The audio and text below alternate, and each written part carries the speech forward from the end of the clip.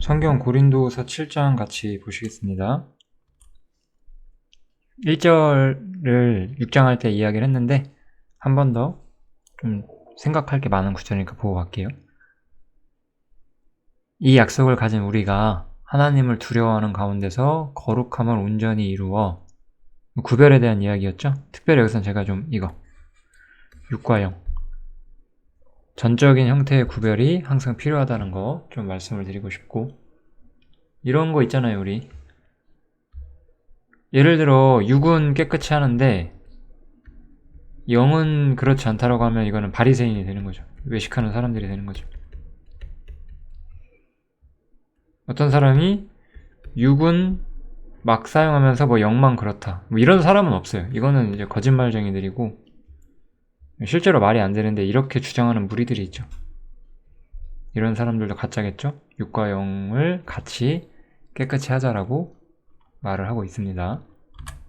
이제 여기서부터 좀 7장의 본격적인 흐름이 시작된다고 볼 수 있는데, 이게 참 바울 사도의 우리가 마음을 좀 볼 수가 있어요. 이 바울 사도랑 고린도 성도들 사이에 여러 가지 좀 불화가 있었죠.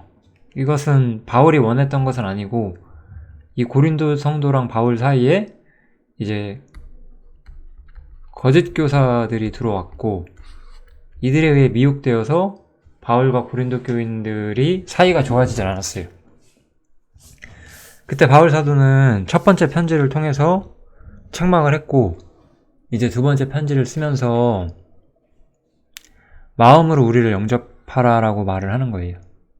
다시 그 화목을 이루자고 이야기를 하는 거죠. 우리가 아무에게도 불의를 행하지 않았다. 또 아무에게도 해롭게 한 일이 없다. 그리고 아무에게도 속여 빼앗은 일이 없다. 자신이 정직하게 살아왔다라고 바울 사도는 이야기를 하면서 내가 너희를 정죄하려고 이 말을 하는 것이 아니라 이전에 말했던 것과 같이 너희로 우리 마음에 있어 함께 죽고 함께 살게 하고자 함이라, 이렇게 이야기를 하고 있어요. 바울 사도는 고린도 성도들을 매우 소중하게 생각을 했어요.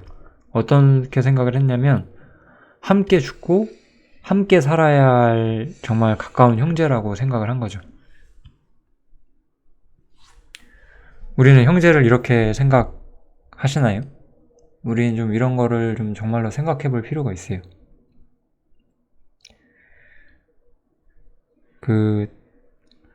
항상 말씀을 통해서 이 교회의 어떤 이상을 보는 사람으로서 영적으로 뛰어난 모습을 가진 교회의 모습을 상상하고 성경에서 그걸 보면서 정말 이 교회에게 필요한 것은 이 교회 안에 이 강력한 친교가 있어야 돼요. 이건 제가 뭐 이렇게 있어야 된다라고 말한다고 생기는 건 물론 아니에요. 그 형제자매에 대한 깊은 애정, 정말 자신과 함께 죽고 함께 살아야 할 대상으로서 우리 형제들 개개인을 보는지, 그런 마음들 정말 너무나 소중하거든요. 이런 것들이 눈에 보이던 보이지 않던 정말로 소중한 이 마음이, 바울 사도 여기서 저는 좀 이런 얘기 진짜 해주고 싶어요. 바울은 이들에게 그냥 성경 교사가 아니었어요. 우리가 뭐 예를 들어 학교 선생님이나 학원 강사가 그 제자들을 자신과 함께 죽고 함께 살자라고 생각하지 않잖아요. 사도라는 존재는 단순한 성경교사가 아니었던 거예요. 바울은 이들에게 올바른 진리를 가르쳐주는 교사일 뿐만 아니라 이들이 자신에게 얼마나 고귀한 존재인지를 이들이 이해하길 바랬고, 그런 것들을 촉구하고 있는 거죠. 교제라고 하는 것은 결국은 인격을 가진 어떤 대상들이 친교를 누리는 거잖아요. 이렇게 상호간에. 그렇기 때문에 그 서로 간의 마음이 열려 있어야 되고, 그리스도 안에서 형제를 진정으로 사랑할 때 우리가 화목을 이룰 수 있는 거죠. 우리가 6장, 5장에서 그 하나님께서 죄인과 화목해졌다는 걸 봤다면 7장에서는 이제 그것을 기초로 해서 형제와의 화목으로 확장되고 있고, 바울사도 자신이 이 고린도 성도들과 완벽하게 화목을 원한다는 것을 정말 호소하고 있는 거죠. 이런 건 참 대단한 것 같아요. 항상 더 많이 사랑하는 사람이 호소하기 마련인 거예요. 바울의 이 편지를 보면서 우리가 많은 생각을 할 수가 있죠. 제가 여기서도 말하네요. 내가 너희를 향하여 하는 말이 담대한 것도 많고 너희를 위하여 자랑하는 것도 많으니 내가 우리의 모든 환난 가운데서 위로가 가득하고 기쁨이 넘치는도다, 이렇게 말을 하고 있죠. 고린도 교회를 향한 어떤 바울의 어떤 사랑, 정말 열정, 헌신, 이런 것들을 우리는 많이 볼 수 있고, 그래서 바울 사도는 이들을 향해서 담대히 말하고 또 이들에게 자랑하고 이렇게 이야기를 한 거예요. 자신을 보고 올바로 배울 수 있도록. 그리고 모든 환난 가운데서 위로가 가득하고 기쁨이 넘친다, 이렇게 이야기를 하고 있죠. 이 이야기가 이제 뒤에 나오죠. 이 위로가 가득하고 기쁨이 넘치는 것이 고린도 성도들 때문이거든요. 이들이 어떤 바울에게 기쁨이 되어 주죠. 이 이야기가 이제 뒤에 나올 거예요. 우리 고린도서 2장 볼 때 그 드로아에서 디도를 만나려고 했는데 만나지 못했잖아요. 그래서 바울이 약간 좀 마음에 깊은 상심을 하면서 마케도니아로 가게 되는데, 마케도니아에 가서도 육체가 편치 못했고 환란을 당하고 다툼이 있고 안으로는 두려움이 있었어요. 그럴 때 비천한 자들을 위로하시는 하나님, 여기서는 바울은 하나님을 비천한 자들을 위로하시는 하나님이라고 부르고 있어요. 이 하나님께서 우리를 위로하셨대요. 어떻게 위로하셨냐면 디도가 온 거예요. 원래 디도를 드로아에서 만나기로 했는데 못 만나고 마케도니아로 갔는데 디도가 바울에게 온 것 같아요. 마케도니아까지 따라왔나 봐요. 이것을 통해서 바울 사도가 위로를 받았다라고 이야기를 시작해요. 근데 디도가 그냥 본인만 온 것이 아니고 그 좋은 소식을 가지고 와요. 왜냐면 고린도 교인들을 회개시키기 위해서 바울 사도가 디도를 보냈었던 것 같은데, 디도가 고린도 성도들이 자신의 첫 번째 편지, 고린도 전서겠죠? 고린도 전서를 보고 회개했다는 메시지를 가지고 이 디도가 온 거예요. 그래서 저의 온 것뿐만 아니요, 디도가 왔을 뿐만 아니라 저가, 디도죠? 너희에게 받은 그 위로로 디도가 너희 고린도 성도들한테 위로를 받았어요. 어떻게 위로를 받죠? 고린도 성도들이 회개한 거예요. 이게 참 너무 중요하지 않나요? 형제가 나한테 기쁨을 주는 존재가 되고 위로가 되는 존재가 되고 또 슬픔이 되는 존재가 된다는 거예요. 이게 우리의 삶의 정말 아름다움이죠.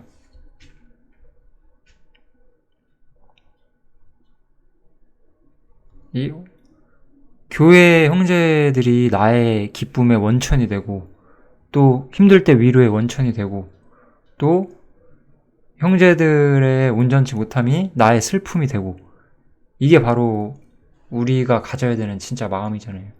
우리가 세상 어느 조직에서 이런 것들을 경험할 수가 있겠어요? 교회니까 이런 게 가능한 거잖아요.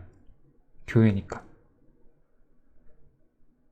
형제님들이 힘있게 사는 모습을 보는 것이 나의 위로고 나의 기쁨이고, 형제들이 이렇게 낙심하고 넘어지고 힘들어할 때 나에게 슬픔이 되고 그런 거예요.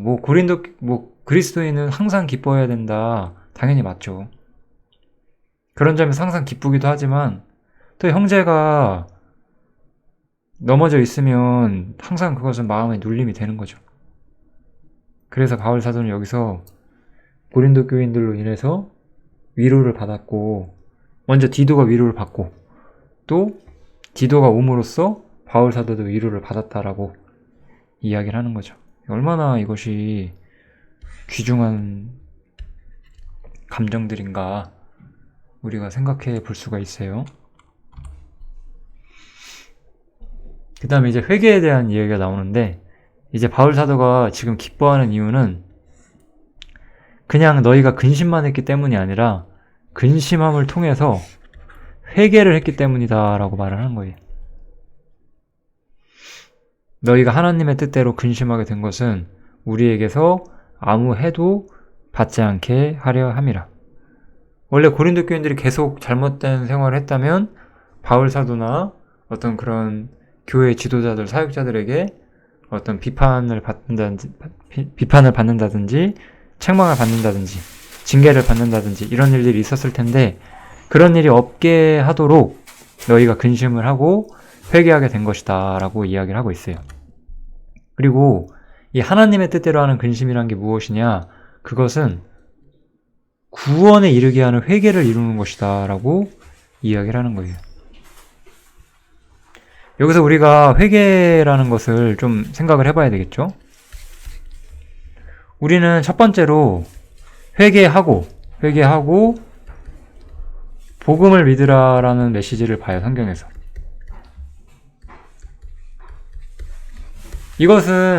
이 회개는 일회적인 회개죠. 어떤 점에서 이런 것들은 반복되지 않는다고 보여져요. 우리가 죄인이고 하나님 앞에서 이뤄진 자로 여겨졌다가 하나님 말씀을 보고 내가 하나님 앞에서 이뤄진 상태고 죄인이었구나, 하나님께 돌아가야 되는구나 라는 걸 깨닫는 그 첫 번째, 이건 일회적인 회개죠. 여기서 말하는 회개는 그런 건 아니죠. 여기서는 그리스도인이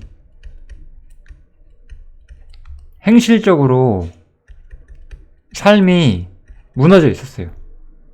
이 무너진 삶을 다시 정상으로 돌이키고자 하는 어떤 이러한 경향, 이것에서 회개를 말을 하는 거죠.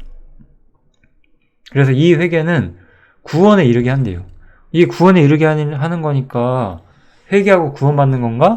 이렇게 생각하시면 안 되고, 여기서 구원은 사실은 이런 것들은 좀 신학적인 측면으로 제가 언젠가 좀 정리를 해드리고 싶긴 한데, 이 구원이란 용어가 탈출이라는 용어거든요.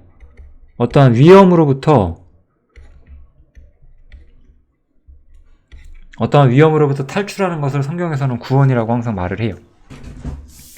그렇다는 거는 이들은 잘못된 상태에 있었고 여기 이 잘못된 위치에 있었어요. 이 위치에서 탈출해서 올바르고 정상적인 모습으로 돌아온 거예요. 이것이 바로 회개라고 하는 거죠. 이것은 하나님의 뜻대로 하는 근심이라는 거예요. 세상 근심은 사망만을 가져온다는 거죠.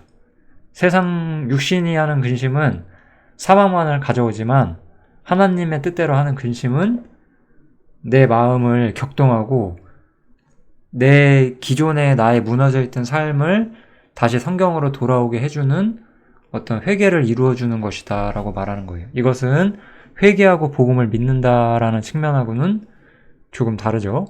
이 두 개는 따로 구분을 해주셔야 됩니다. 회개가 가진 힘을 좀 더 자세히 설명해주고 있죠. 이거는 그냥 같이 읽어보면서 이런 거구나 생각해 보면 될 것 같아요. 보라, 하나님의 뜻대로 하게 한 이 근심이 너희를 얼마나 간절하게 하며, 얼마나 변명하게 하며, 얼마나 분하게 하며, 얼마나 두렵게 하며, 얼마나 사모하게 하며, 얼마나 열심히 있게 하며, 얼마나 벌하게 하였는가. 이런 적 없으세요?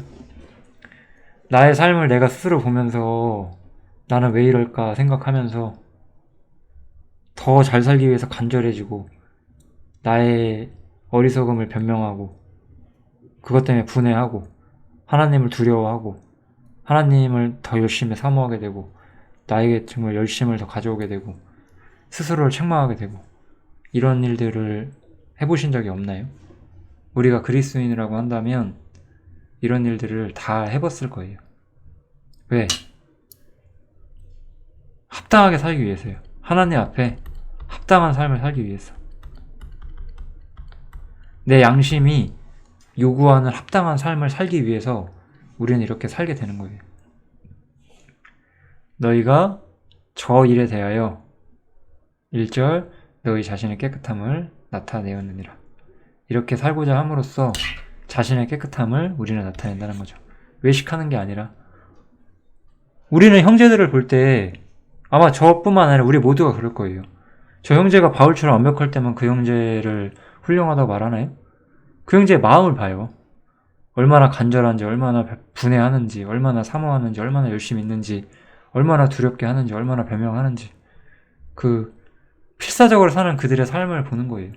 뭐 그들이 한번 완벽하게 살고 그런 게 아니라 그런 것들이 형제들의 마음을 매료시키고 격동하게 만들고 나도 더 필사적으로 살아봐야 되겠다 하게 만들어주는 거거든요.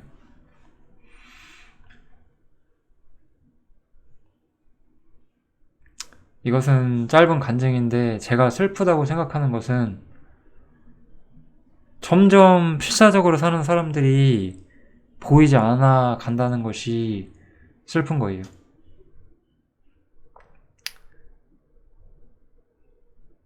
항상 그런 거를 추구하는 것이 얼마나 아름다운 것인가 생각을 해보게 됩니다. 너무 좋죠, 이런 말씀들. 뭐 심오한 연구하는 구절 없지만 깊이 생각해 볼 수 있는 그런 구절들입니다.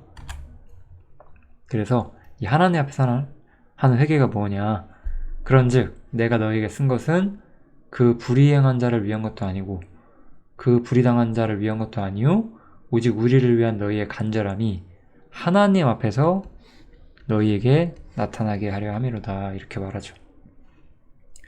회개란 무엇이냐, 여기서는 좀 다른 이야기를 하고 있는데 회개는 바로 하나님 앞에서 하는 거다라고 말을 하는 거예요. 그러니까 지금 바울 사도가 고린도 교인들을 책망하고 있어요. 이 책망이 니네가 나한테 잘해라 라고 책망하는 게 아니라는 거예요. 하나님 앞에서 너희가 올바로 서기를 바랬기 때문에 책망한다는 거예요. 교회의 책망은 항상 이런 부분이 되어야 되는 것이고 우리는 항상 하나님 앞에서 회개를 해야 되는 거죠. 이게 바로 아까 제가 말했던 위로죠. 형제의 회개로 인해서 위로를 얻는 거예요. 이로 인하여 우리가 위로를 받았고 우리의 받은 위로 위에 디도의 기쁨으로 우리가 더욱 많이 기뻐함은 그의 마음이 너희 무리를 인하여 안심함을 얻었음이니라. 이렇게 이 고린도 교회의 회개가 디도와 또 바울의 사역자들에게 위로를 가져다 주었다. 성경은 이것을 이야기해주고 있습니다. 고린도 후서 7장은 이 정도면 될 것 같아요. 고린도서 7장은 좀 형제를 어떻게 보고 있는지, 바울에게 형제란 어떤 의미가 있는 말인지를 볼 수가 있었고, 좀 번외적으로 회개에 대한 좀 여러 가지 관점들도 살필 수가 있었어요. 고린도서 7장 여기서 마치겠습니다. 감사합니다.